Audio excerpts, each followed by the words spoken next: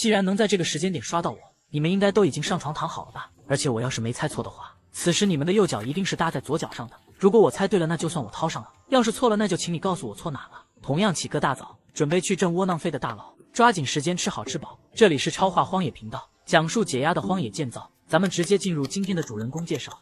这是热爱野外生活的刘建国，只要有时间就会来到山里讨生活，顺便让自己求生的技能有一定的突破。